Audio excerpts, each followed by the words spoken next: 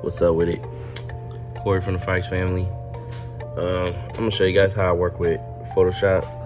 How I do like all our stuff. I'm working on a website right now.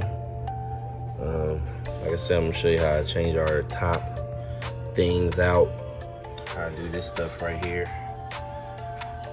Make the custom top parts. Alright, here we go.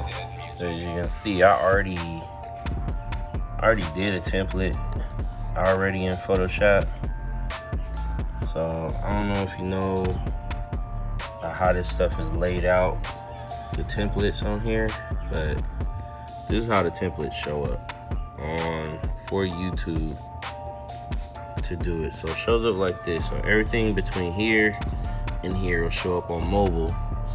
Everything between here and here will show up on a tablet. Everything between here and here will show up on a computer. And I haven't seen it yet, but it's supposed to be this whole thing shows up on the TV. I ain't seen that yet. So I'm gonna show y'all a little step by step. It's probably gonna be fast. What is it called? Fast forward or something? I don't know what it's called.